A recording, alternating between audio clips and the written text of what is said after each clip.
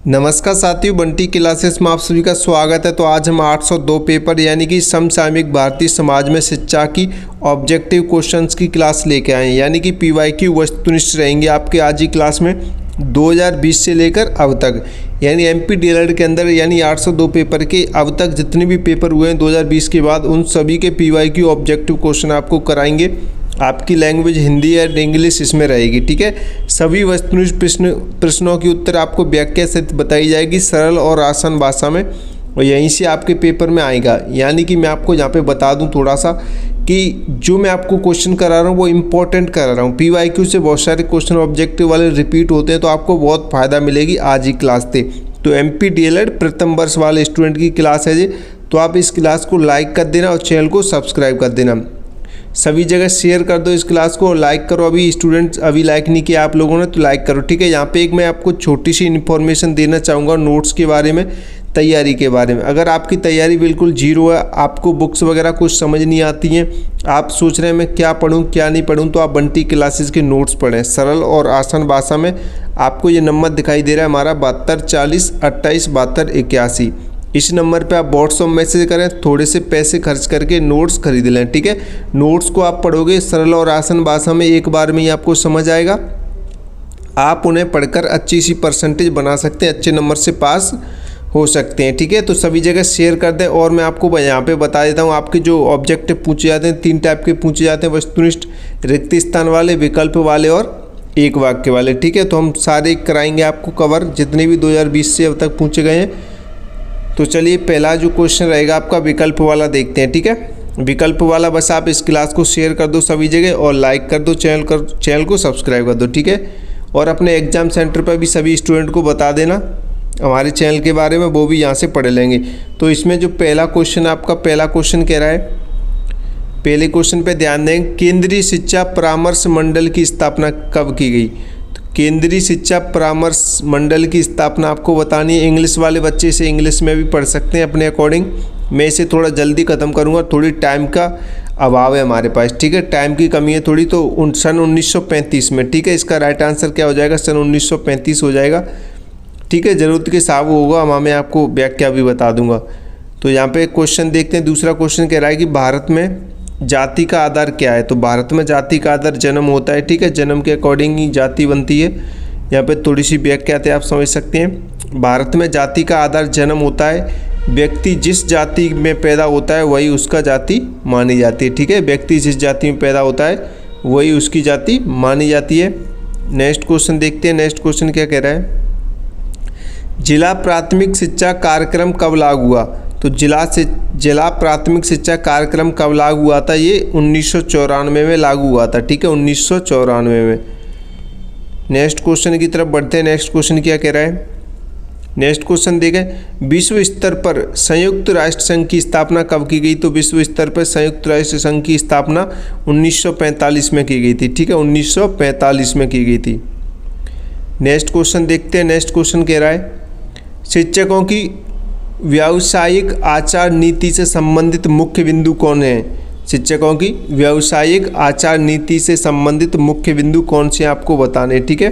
तो यहाँ पे ये चारों ही, इसके जो तीनों ऑप्शन है वो सही हो जाएंगे, यानी ऑप्शन राइट 4 हो जाएगा, ठीक है। 2 ऑप्शन सही हो जाएगा, उपरोक्त सभी इसका राइट आंसर सही हो जाएगा। यानी व्यावसायिक प्रशिक्षण भी है, विषय का पूर्ण ज्ञान और व्यवसाय के प्रति निष्ठा भी, ठीक है।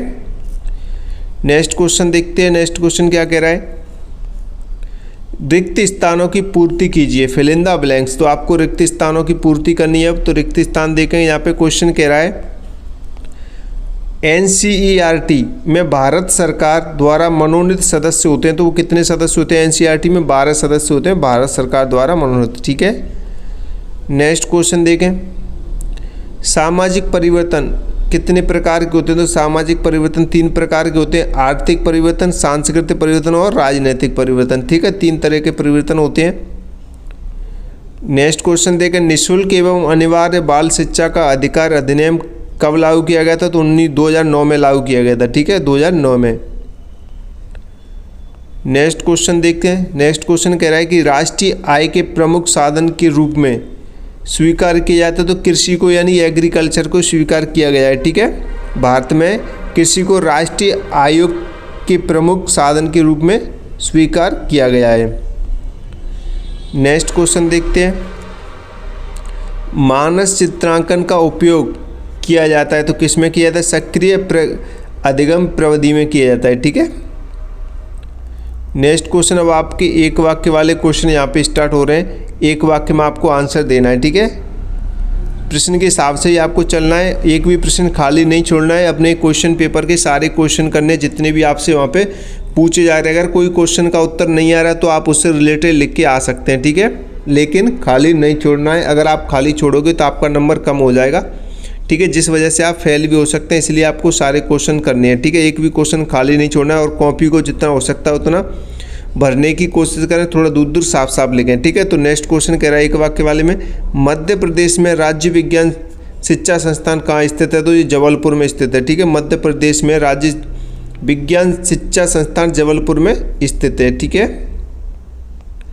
नेक्स्ट क्वेश्चन देखें, राष्ट्रीय अल्पसंख्यक आयोग की स्थापना कब की गई? तो राष्ट्रीय अल्पसंख्यक आयोग की स्थापना 1993 में की गई थी। ठीक है, 1993 में की गई थी। इंग्लिश वाले बच्चे इंग्लिश में भी देख सकते हैं, आप थोड़ा समझ रहे होंगे। ठीक है।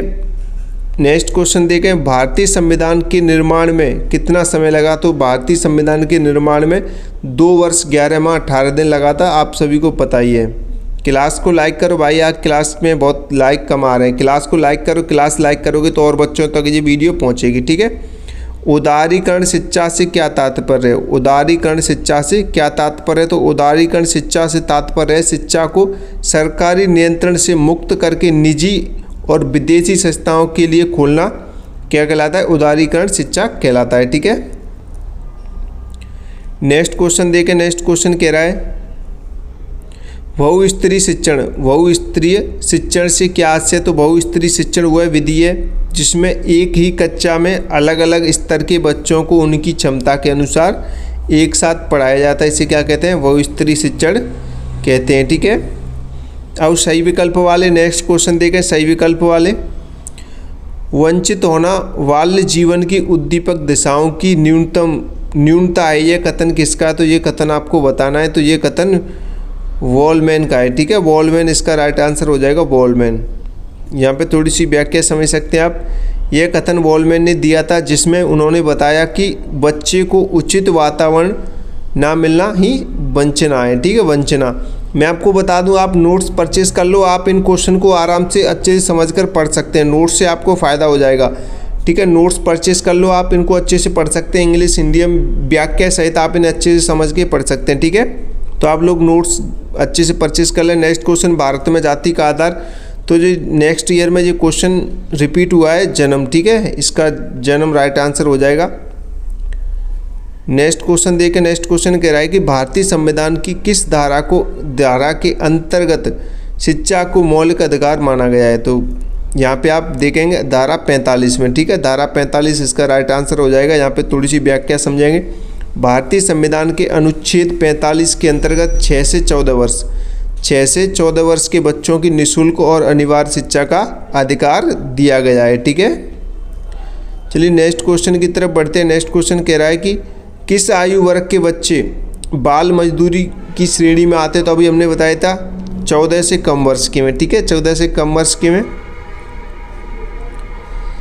नेक्स्ट क्वेश्चन देखते हैं, सतत एवं व्यापक मूल्यांकन पद्धति भारतीय विद्यालयों में कब लागू की गई थी? तो सतत एवं व्यापक मूल्यांकन पद्धति भारतीय विद्यालय, भारत के अंदर जो विद्यालय हैं उसमें कब लागू की गई थी? ये आपको बताना, तो ये 2009 में लागू की गई थी। ठीक है, ये ऑप्शन इसका सही हो जाएगा। यानी सतत एवं व्यापक मूल्यांकन CCE पद्धति भारतीय विद्यालयों में सन 2009 यानी कि RT अधिनियम के साथ लागू की गई थी।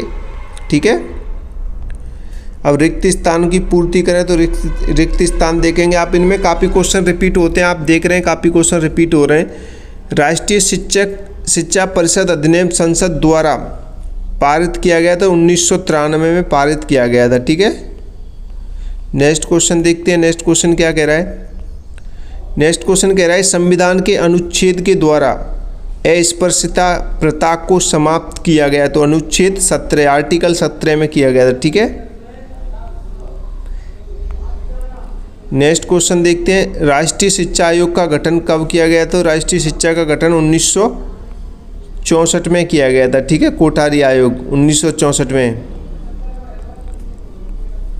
नेक्स्ट क्वेश्चन देखें, प्रथम खेतिहर श्रम जांच समिति की स्थापना की गई थी, तो 50-51 में की गई थी, ठीक है, 1950-51 में।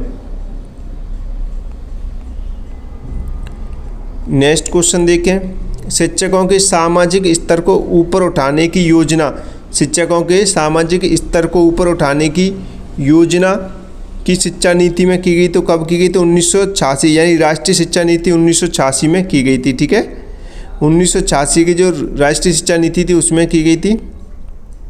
अब एक वाक्य वाले क्वेश्चन देखेंगे, यहाँ पे एक वाक्य वाले, राष्ट्रीय शैक्षिक अनुसंधान एवं प्रशिक्षण परिषद की स्थापना कब की गई थी, ये 1961 में की गई थी, ठीक है, 1961 में।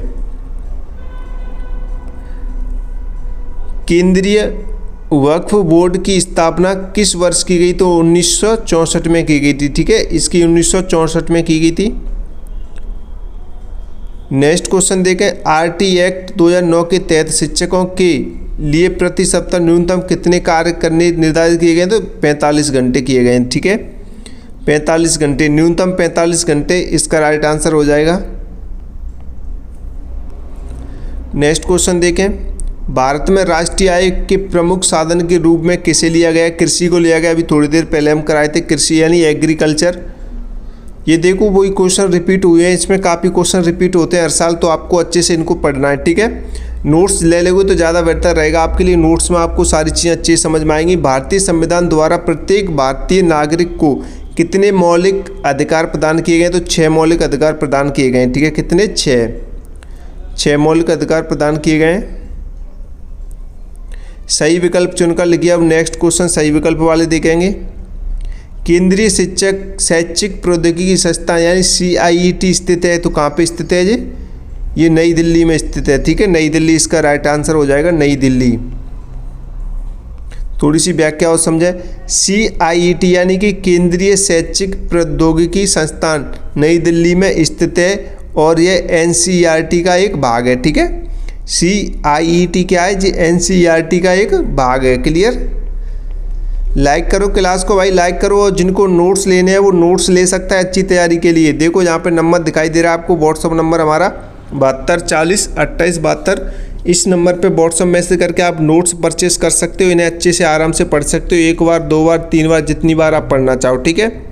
नेक्स्ट क्वेश्चन देखेंगे, नेक्स्ट क्वेश्चन कह रहा है आधुनिकीकरण संबंधी प्रक्रियाओं को 4 पक्षों में किसने बांटा है, तो ये किसने बांटा था, प्रोफेसर योगेंद्र सिंह ने बांटा था, ठीक है, प्रोफेसर योगेंद्र सिंह इसका राइट आंसर हो जाएगा। नेक्स्ट क्वेश्चन देखें, आप यहाँ पे इसे थोड़ी सी व्याख्या से समझ सकते हैं, प्रोफेसर योगेंद्र सिंह ने आधुनिकीकरण की प्रक्रियाओं को 4 पक्षों में विभाजित किया था, ठीक है। नेक्स्ट क्वेश्चन देखते हैं, नेक्स्ट क्वेश्चन कह रहा है कि निःशुल्क एवं अनिवार्य बाल शिक्षा का अधिकार अधिनियम पारित हुआ, तो कब हुआ था ये आपको बताना है, 2009 में, ठीक है, 2009 इसका राइट आंसर हो जाएगा। नेक्स्ट क्वेश्चन देखें, वैश्वीकरण का प्रमुख उद्देश्य, वैश्वीकरण का आपको प्रमुख उद्देश्य बताना, तो वैश्वीकरण का प्रमुख उद्देश्य उपयुक्त सभी हो जाएंगे इसमें, आर्थिक समानता, उदारीकरण, अंतर्राष्ट्रीय सहयोग, उपयुक्त सभी इसका राइट आंसर हो जाएगा, ठीक है। वैश्वीकरण से आर्थिक समानता, उदारीकरण और राष्ट्रीय सहयोग तीनों आएंगे, ठीक है। वैश्वीकरण में आर्थिक समानता, उदारीकरण और अंतर्राष्ट्रीय सहयोग तीनों शामिल हैं। अब रिक्त स्थान देखेंगे, नेक्स्ट रिक्त स्थान, राष्ट्रीय अल्पसंख्यक आयोग की स्थापना वर्ष कब की गई थी, 1993 में की गई थी। देखो काफ़ी क्वेश्चन रिपीट हो रहे हैं इसमें, आपको भी अच्छे से ऐसे ही पढ़ना है, काफ़ी क्वेश्चन रिपीट होते हैं, ठीक है। सामाजिक स्तरीकरण का जैविकीय आधार, तो सामाजिक स्तरीकरण का जो जैविकीय आधार होता है वो लिंग होता है, ठीक है, लिंग इसका राइट आंसर हो जाएगा। नेक्स्ट क्वेश्चन देखें, नेक्स्ट क्वेश्चन कह रहा है the curriculum for the 10 years school दस्तावेज से संबंधित है, तो क्या प्राथमिक शिक्षा, ठीक है, प्राथमिक शिक्षा से संबंधित है, यानी प्राइमरी एजुकेशन। नेक्स्ट क्वेश्चन देखें, नेक्स्ट क्वेश्चन कह रहा है कि खाली जगह संयुक्त राष्ट्र संघ यूनिसेफ इसका राइट आंसर हो जाएगा। यूनिसेफ संयुक्त राष्ट्र संघ की एक प्रमुख संस्था है, तो क्या आ जाएगा इसका राइट आंसर, यूनिसेफ हो जाएगा, ठीक है। नेक्स्ट क्वेश्चन देखें। नेक्स्ट क्वेश्चन कह रहा है विद्यालयों में पोर्टफोलियो का निर्माण किया जाता है, किसके द्वारा किया जाता है? शिक्षकों यानी टीचर्स द्वारा। विद्यालयों में पोर्टफोलियो का निर्माण शिक्षकों द्वारा किया जाता है। ठीक है, निर्माण की बात आ रही है तो शिक्षकों द्वारा किया जाएगा। एक वाक्य वाले देखेंगे, लोकतंत्रीय विवेकेंद्रीकरण का सिद्धांत क्या है? तो लोकतंत्रीय विवेकेंद्रीकरण का सिद्धांत वह व्यवस्था है जिसमें शासन की शक्ति केंद्र से हटाकर स्थानीय स्तर पर दी जाती है ताकि आम जनता सीधे शासन में क्या ले सके? भाग ले सके। ठीक है, नेक्स्ट क्वेश्चन देखें, वंचन क्या है? नेक्स्ट क्वेश्चन कह रहा है कि वंचन क्या है? तो वंचन वह स्थिति है जिसमें बच्चे को उचित पोषण, शिक्षा, प्यार और ज़रूरी सुविधाएं नहीं मिलती हैं, जिनसे बच्चा वंचित रह जाता है, उसे बोलते हैं वंचन। ठीक है, इंग्लिश वाले बच्चे इंग्लिश में पढ़ लें इसे।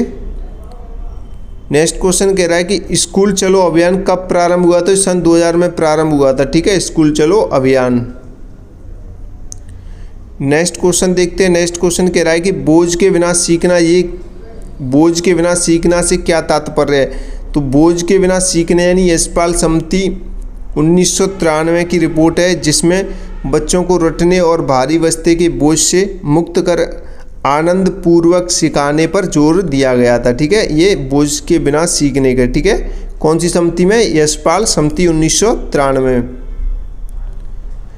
नेक्स्ट क्वेश्चन देखते हैं। नेक्स्ट क्वेश्चन क्या कह रहा है? नेक्स्ट क्वेश्चन देखते हैं ALM का पूर्ण नाम लिखिए, कई बार पूछा गया है। तो ALM का पूर्ण नाम है एक्टिव लर्निंग मेथड।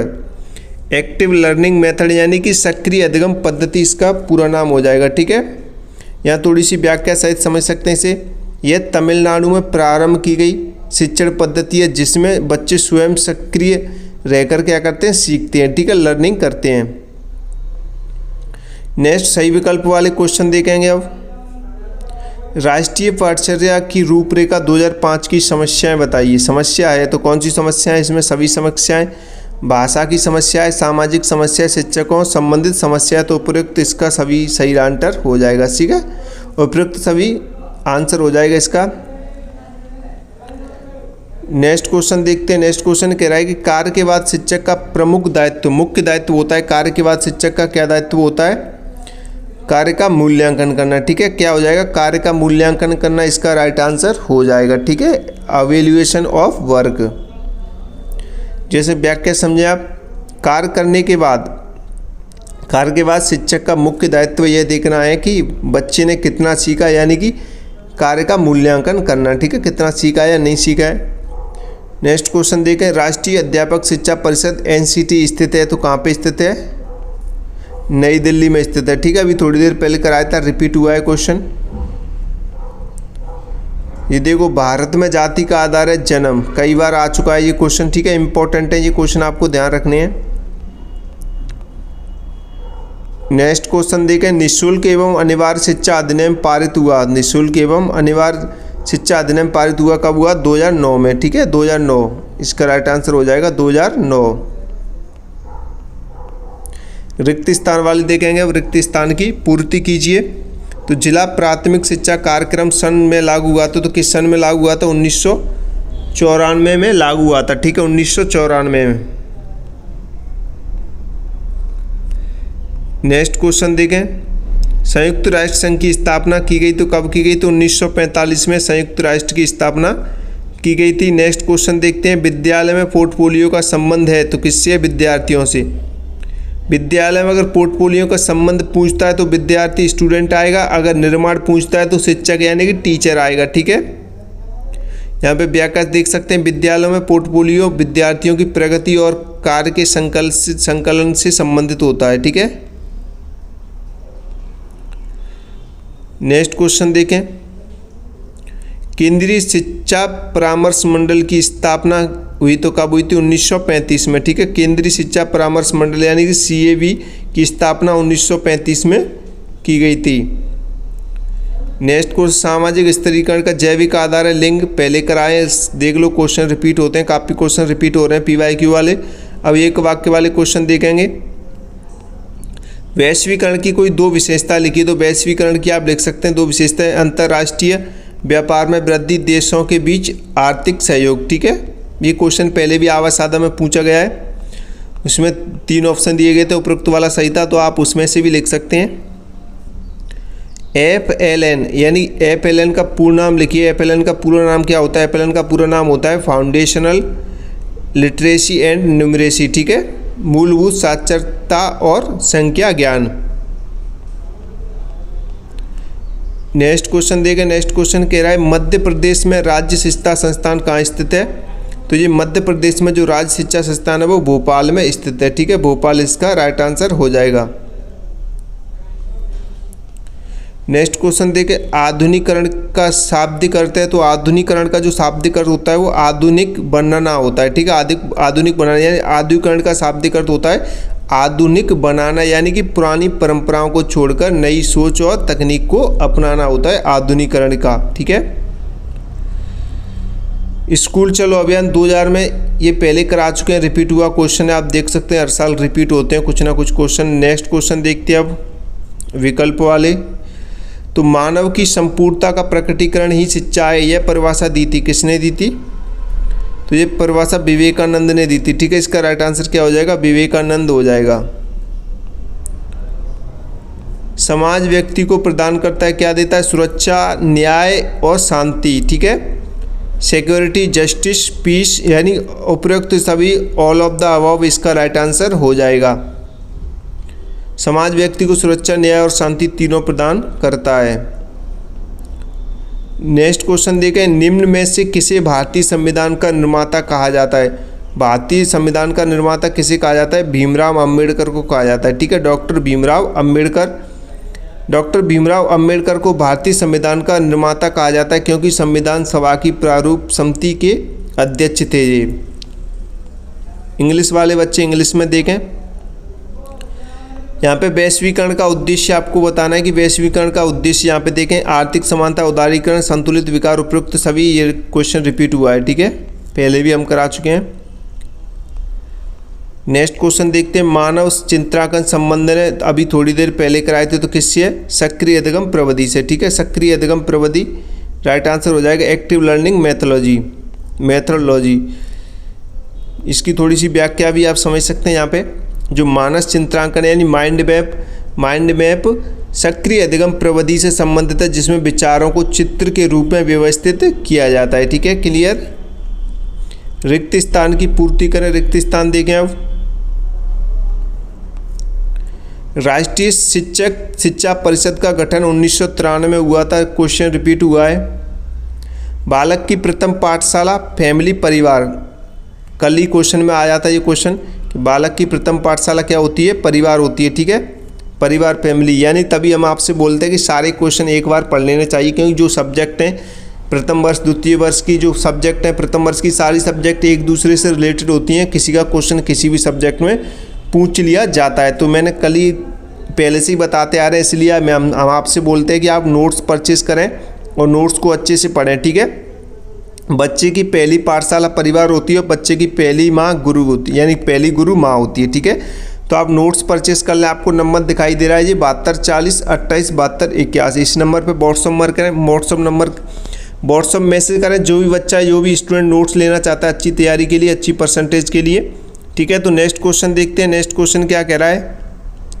जिला प्राथमिक शिक्षा कार्यक्रम सन से प्रारंभ हुआ था, किस सन से? 1994 में। ठीक है, जिला प्राथमिक शिक्षा कार्यक्रम यानी DPEP सन 1994 से प्रारंभ हुआ था। भारत एक देश है, कैसा देश है? भारत एक लोकतंत्रात्मक देश है। भारत एक लोकतंत्रात्मक देश है जहाँ जनता द्वारा चुनी हुई सरकार होती है। ठीक है, नेक्स्ट क्वेश्चन देखते हैं। नेक्स्ट क्वेश्चन कह रहा है कि वर्तमान परिदृश्य में शिक्षक की भूमिका के रूप में होता है कैसा? सुविधादाता। ठीक है, फैसिलिटी, यानी यहाँ पे थोड़ी सी व्याख्या समझेंगे। वर्तमान में शिक्षक की भूमिका सुविधादाता की है जो बच्चों को स्वयं सीखने में क्या करता है? मदद करता है। एक वाक्य वाले देखेंगे। केंद्रीय ब्रेल मुद्रणालय किस शहर में स्थित है? केंद्रीय ब्रेल मुद्रणालय किस शहर में स्थित है? जो देहरादून में। ठीक है, केंद्रीय ब्रेल मुद्रणालय देहरादून शहर में स्थित है। ठीक है, देहरादून इसका राइट आंसर हो जाएगा। नेक्स्ट क्वेश्चन देखें। आधुनिकीकरण से क्या आशय है? तो आधुनिकीकरण से आशय पुरानी परंपराओं और रूढ़िवादी सोच को छोड़कर नई तकनीक, विज्ञान, आधुनिक विचारों को अपनाना। ये क्वेश्चन रिपीट हुआ है, पहले भी कराएं। नेक्स्ट क्वेश्चन देखा, भारत संविधान में कितनी सूचियां हैं? तो भारतीय संविधान में 3 सूचियां हैं, संघ सूची, राज्य सूची और समवर्ती सूची। ठीक है, ये 3 सूचियां हैं। नेक्स्ट क्वेश्चन देखें। नेक्स्ट क्वेश्चन कह रहा है कि लोकतंत्र की परिभाषा लिखिए। तो लोकतंत्र की आपको परिभाषा लिखनी। तो लोकतंत्र वह शासन व्यवस्था है जिसमें सरकार जनता द्वारा जनता के लिए और जनता की होती है। ये परिभाषा अब्राहम लिंकन ने दी थी। ठीक है, नेक्स्ट क्वेश्चन देखें, बहुस्तरीय शिक्षण किसे कहते हैं? तो बहुस्तरीय शिक्षण वह विधि है जिसमें एक ही कक्षा में अलग अलग स्तर क्षमताओं के बच्चों को उनकी योग्यता के अनुसार पढ़ाया जाता है। ये कई बार क्वेश्चन रिपीट हुआ है, आप देख सकते हैं। नेक्स्ट क्वेश्चन कह रहा है, किसके अनुसार शिक्षा का अंतिम लक्ष्य निर्माण है? तो ये शंकराचार्य, इसका राइट आंसर हो जाएगा शंकराचार्य। ठीक है, ये ऑप्शन सही हो जाएगा।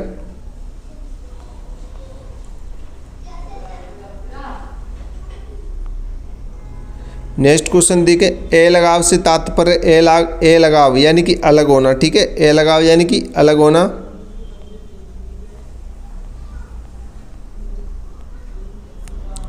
नेक्स्ट क्वेश्चन देखें, सर्व शिक्षा अभियान का संबंध है। तो सर्व शिक्षा अभियान का संबंध किससे है? 6 से 14 वर्ष के बच्चों से है। ठीक है, 6 से 14 वर्ष के बच्चों से, यानी सर्व शिक्षा अभियान 6 से 14 वर्ष के सभी बच्चों को निःशुल्क शिक्षा देने से संबंधित है।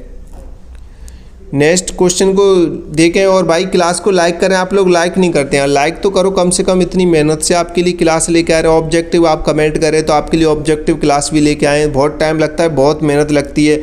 आपको मेरी आवाज़ से ही लगता होगा मेरी आवाज़ कैसी हो गई है। मैं रात दिन सो भी नहीं पा रहा हूँ, 2-2 घंटे सो पा रहा हूँ रात में, क्योंकि नोट्स वगैरह बहुत सारी चीज़ें अपने आप को देखनी पड़ती हैं, क्रिएट करनी पड़ती हैं, तो बहुत मेहनत लगती है। मेरी आँखें भी दर्द करने लगी। अब तो लाइक करो, ठीक है, लाइक करो, चैनल को सब्सक्राइब करो, जो भी बच्चे हैं वो शेयर भी कर देना। ठीक है, नेक्स्ट क्वेश्चन कह रहा है, नारीवाद आंदोलन के प्रकार नहीं है। तो नारीवाद आंदोलन के प्रकार नहीं है, आपको ये इसमें से बताना है कि नारीवाद आंदोलन का प्रकार कौन सा नहीं है। तो इसमें ये नहीं है, इसमें आंसर देखेंगे आप उदारवाद नारीवाद, ये तो है, ये नहीं है, इसमें बी ऑप्शन नहीं है। लोकतांत्रिक नारीवाद, ठीक है, लोकतांत्रिक नारीवाद ये नहीं है। उग्रवादी नारीवाद है, समाजवादी नारीवाद है। ठीक है, बी ऑप्शन इसका राइट आंसर हो जाएगा। जैसे यहाँ पे व्याख्या देखेंगे, नारीवाद आंदोलन के मुख्य प्रकार उदारीवाद, उग्रवादी और समाजवादी है। लोकतांत्रिक नारीवाद इसका प्रकार नहीं है। ठीक है, नेक्स्ट क्वेश्चन देखें। लोकतंत्र शब्द की उत्पत्ति हुई है तो वो यूनानी से हुई है। ठीक है, यूनानी यानी ग्रीक। यहाँ पे आप देख सकते हैं, डेमोक्रेसी शब्द यूनानी यानी ग्रीक भाषा का है। डेमोस और क्रेटोस शब्दों से बना है, जिसका अर्थ होता है जनता की शक्ति। रिक्त स्थानों की पूर्ति कीजिए, तो यहाँ पे देखेंगे रिक्त स्थान की पूर्ति करेंगे। माध्यमिक शिक्षा आयोग अध्यक्ष हैं तो कौन है? माध्यमिक शिक्षा आयोग के अध्यक्ष कौन थे? डॉक्टर ए लक्ष्मण स्वरूप मुदालियर। ठीक है, डॉक्टर ए लक्ष्मण स्वरूप मुदालियर। यहाँ पे देखेंगे माध्यमिक शिक्षा आयोग 1952-53 के अध्यक्ष डॉक्टर मुदालियर थे। इसलिए इसे मुदालियर आयोग भी कहते हैं। नेक्स्ट क्वेश्चन देखें, भारत में जाति का आधार जन्म होता है, कई बार रिपीट हुआ है, देख लो क्वेश्चन।